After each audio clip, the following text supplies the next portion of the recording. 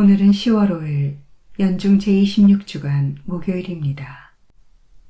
오늘의 묵상에 관한 첫 번째 말씀은 느헤미야기의 말씀입니다. 그 무렵 온 백성이 일제히 물문학 광장에 모여 율법학자 에스라에게 주님께서 이스라엘에게 명령하신 모세의 율법서를 가져오도록 청하였다. 에즈라 사제는 남자와 여자 그리고 말귀를 알아들을 수 있는 모든 이로 이루어진 회중 앞에 율법서를 가져왔다. 때는 7째 달 초하룻 날이었다. 그는 물문학 광장에서 해 뜰 때부터 한낮이 되기까지 남자와 여자와 알아들을 수 있는 이들에게 그것을 읽어주었다. 백성은 모두 율법서의 말씀에 귀를 기울였다. 율법학자 에즈라는 이 일에 쓰려고 만든 나무 단 위에 섰다. 에즈라는 온 백성보다 높은 곳에 자리를 잡았으므로 그들이 모두 보는 앞에서 책을 폈다. 그가 책을 펴자 온 백성이 일어섰다.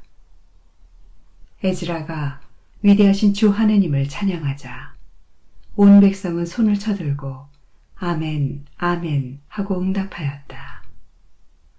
그런 다음에 무릎을 꿇고 땅에 엎드려 주님께 경배하였다.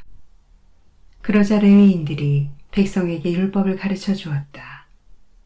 백성은 그대로 서 있었다. 그들은 그 책, 곧 하느님의 율법을 번역하고 설명하면서 읽어주었다. 그래서 백성은 읽어준 것을 알아들을 수 있었다. 느헤미야 총독과 율법학자며 사제인 에즈라와 백성을 가르치던 레위인들이 온 백성에게 타일렀다. 오늘은 주 여러분의 하느님께 거룩한 날이니 슬퍼하지도 울지도 마십시오. 율법의 말씀을 들으면서 온 백성이 울었기 때문이다. 에즈라가 다시 그들에게 말하였다. 가서 맛있는 음식을 먹고 단술을 마시십시오. 오늘은 우리 주님께 거룩한 날이니 미처 마련하지 못한 이에게는 그의 몫을 보내주십시오. 주님께서 베푸시는 기쁨이 바로 여러분의 힘이니 서러워하지들 마십시오. 레위인들도 오늘은 거룩한 날이니 조용히 하고 서러워하지들 마십시오 하며 온 백성을 진정시켰다. 온 백성은 자기들에게 선포된 말씀을 알아들었으므로 가서 먹고 마시고 몫을 나누어 보내며 크게 기뻐하였다. 주님의 말씀입니다. 하느님 감사합니다. 루카가 전한 거룩한 복음입니다. 그때에 주님께서는 다른 제자 72명을 지명하시어 몸속하시려는 모든 고울과 고장으로 당신이 앞서 들씩 보내시며 그들에게 말씀하셨다.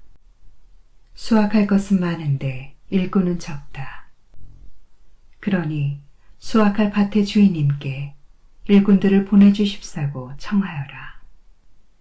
가거라.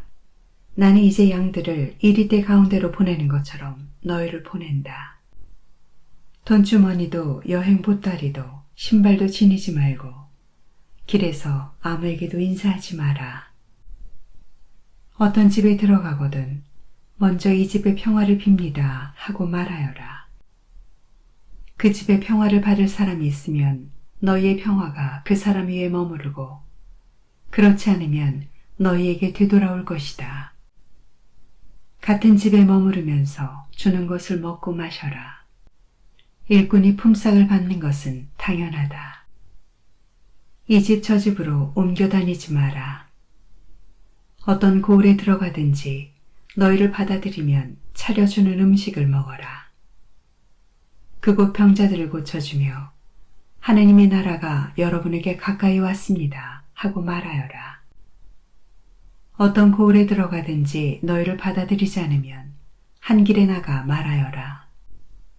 여러분의 고을에서 우리 발에 묻은 먼지까지 여러분에게 털어버리고 갑니다. 그러나 이것만은 알아두십시오. 하느님의 나라가 가까이 왔습니다. 내가 너희에게 말한다. 그날에는 소돔이 그 고을보다 견디기 쉬울 것이다. 주님의 말씀입니다. 그리스도님 찬미합니다. 오늘의 묵상. 어제 복음에서 따름이라는 주제를 다루었다면 오늘 복음의 중심 주제는 파견입니다. 예수님께서는 예루살렘으로 가시는 길에서 제자가 되는 방법을 가르쳐 주신 다음 제자들을 파견하시어 당신께서 걸어가실 길을 준비하게 하십니다.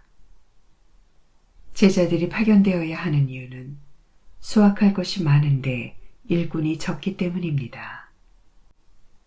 예수님께서는 제자들에게 추수할 일꾼을 보내달라고 하나님께 청할 것을 요청하시며 기도에 대한 응답으로 제자들은 파견됩니다. 선교의 결과를 농작물의 추수 개념을 빌려 설명하는 방식은 다른 복음서에서도 발견할 수 있습니다. 예수님께서는 이미 앞서 9장 1절부터 6절에서 12제자를 보내시며 복음 선포의 사명을 부여하셨고 추가로 72명의 제자들을 파견하십니다. 유일하게 루카복음서에서 제자들의 파견에 대한 이야기를 2번에 걸쳐 다루고 있습니다. 이로써 복음서 저자는 제자들의 파견과 복음 선포 임무가 12제자에게 한정되는 것이 아니라 다른 제자들도 예수님을 증언하고 복음을 선포하는 사명에 참여하여야 한다는 점을 강조합니다. 72명의 제자 파견과 더불어 제자들이 파견되는 장소에 대한 언급이 없다는 점은 루카복음서 저자가 여기에서 유다를 넘어 모든 민족들을 향한 선교를 준비하고 있다고 이해할 수 있습니다. 오늘 복음은 예수님의 제자가 된 우리도 복음 선포의 사명에 적극적으로 참여하도록 요청합니다. 복음 선포는 예수님 시대의 과제일 뿐 아니라 오늘날 교회에게 주어진 과제이기 때문입니다. 예수님께서 오늘 우리를 파견하십니다. 가거라. 아멘.